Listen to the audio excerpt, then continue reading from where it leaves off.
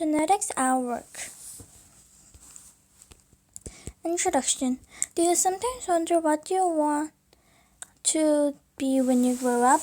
Maybe you have you ever thought about being a doctor or detective or working with animals? All these jobs have one thing in common: genetics.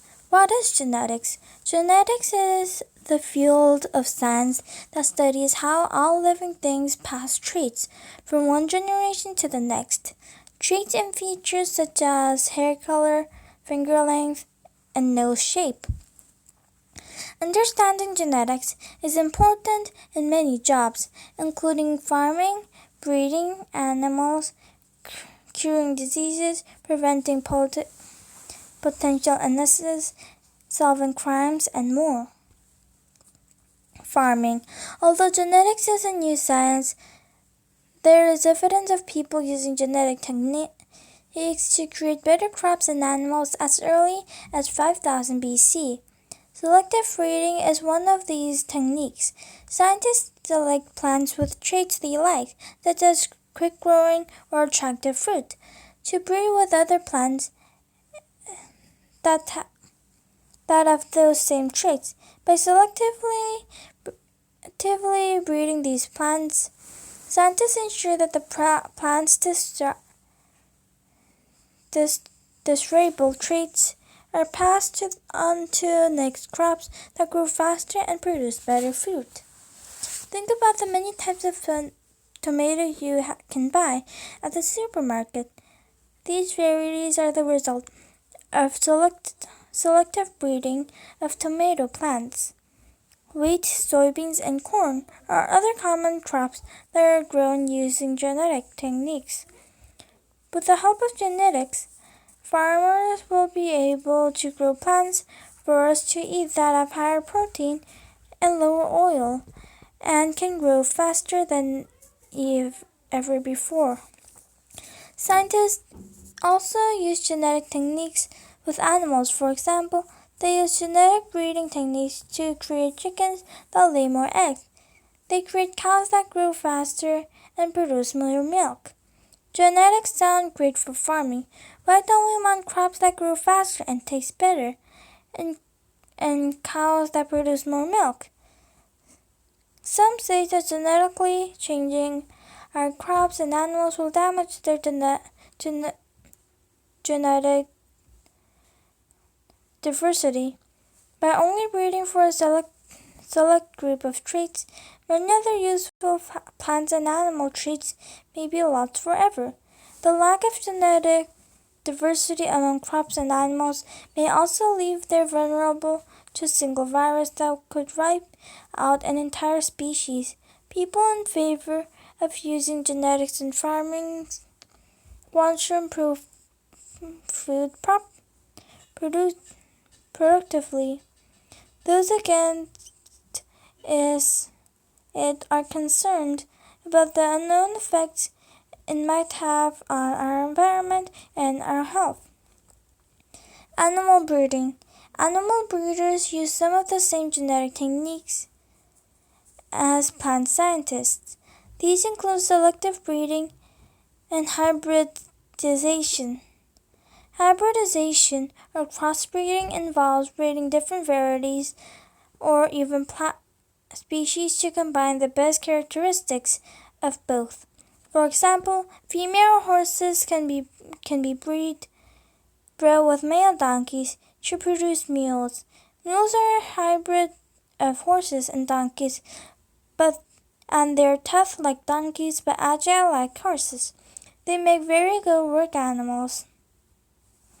Although many dog breeders raise dogs only for show, many dog breeds are bred for specific purposes, such as hunting, herding, or guarding. Some of the earliest hunting dogs were spaniels. Spaniels such as the familiar Springer and Cocker Spaniels were first bred in Spain to hunt water birds like ducks or land birds like pheasants. Dog breeders determine the traits they want a dog to have and then select parents that parent that when bred will pass on those traits to their offspring. Herding is another desirable trait that is spread into some dogs. Herding dogs are used to protect and round up cattle and other livestock. Border collies and Australian shepherds are popular herding dogs. They have been so well bred that they continue to herd the animals even if they aren't trained to. Many people who own border collies report that these dogs attempt to herd cars and even people. The border collie breed was developed hundreds of years ago. It was originally used to herd cattle and sheep along the English-Scottish border. The Australian shepherd was developed from several herding breeds, including the Border Collie, which English settlers brought with them to Australia. These shepherds are still widely used in Australia, where cattle and other livestock are raised in open fields. Some dogs are bred as guard dogs. The Doberman Pinscher and the German Shepherd and two common guard dogs. Doberman was first bred by the German watchman named Louis Doberman in the late 1890s. The breed was a reputation for being ferocious. However, recent breeders have worked hard to make the Doberman a more calm and friendly dog. Many dogs are hybrids, crosses between two or more breeds. Some people believe that hybrids make the best pets because they combine the best traits of both parents. Animals in zoos. Many zoos perform animal research and provide education and entertainment. Some zoos use genetics in their research. This research is conducted by ensuring that animal species survive well into the future. Genetics play an important role in protecting many endangered and threatened animal species. One technique that zoo scientists use to create the populations of endangered species, captive breeding. Captive breeding is the breeding of animals that are living in captivity, such as in zoos. In order to maintain genetic diversity within a species, some offspring bred in captivity are released into wild populations to introduce different genes that give them a better chance at survival.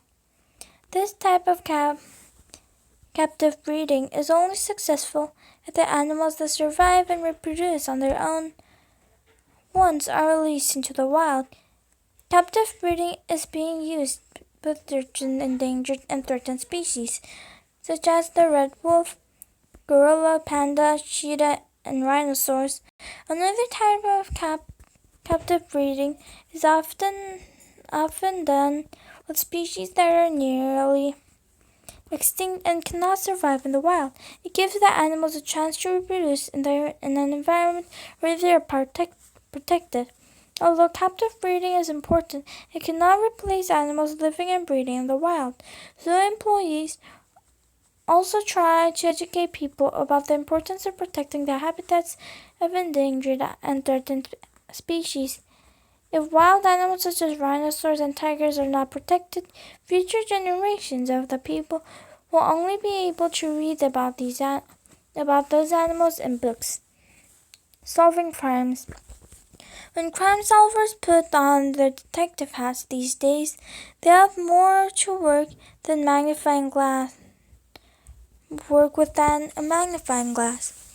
Police, detectives, and lawyers now use genetics and DNA to help them solve crimes. All genes contain DNA. DNA carries a code that determines an organism's genetic trait. Like fingerprints, often our organism's DNA is different. By fingerprinting criminals, police can keep a database of fingers.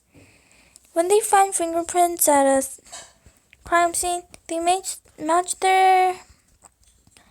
they match them with the fingerprints of known criminals in the database. Because like fingerprints, DNA is unique.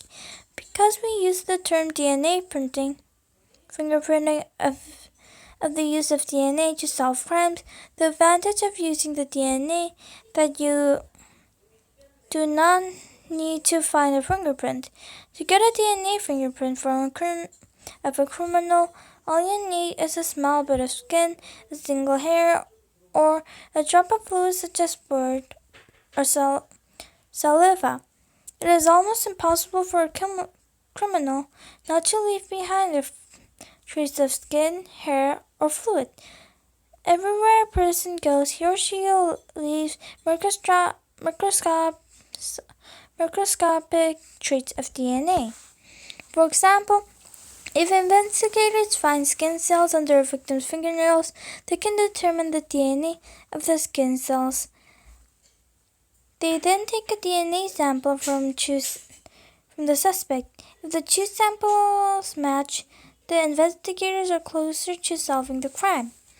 Law enforcement agencies are now building databases for DNA samples, such as they keep collections of fingerprints.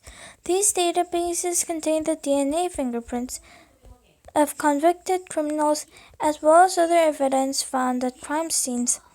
DNA also have been used to free people who were wrongly convicted of crimes.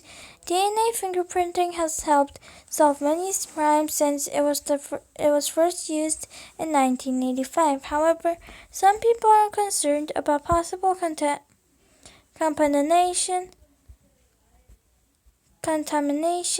affecting the accuracy of DNA tests, as well as its possible misuse, even though DNA fingerprinting will continue to be used as long as it helps identify criminals and solve crimes. Health. Genetics is also used by many medical and healthcare scientists. Genetics is used to diagnose, treat, and prevent diseases as well as to develop new medicines. Medical scientists are now discovering many genes that cause specific diseases, including genes that cause a specific disease. Helps scientists develop medicines and vaccines to cure or prevent the disease. Genetics counselors are used genetics.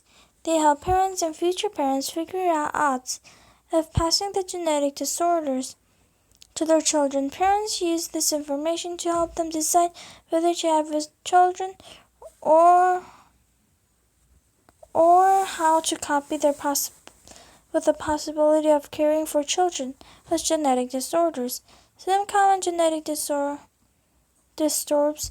that may be passed from parents like these children are cystic fibrosis, Huntington's disease, and breast cancer. Conclusion. The field of genetics offers many job opportunities.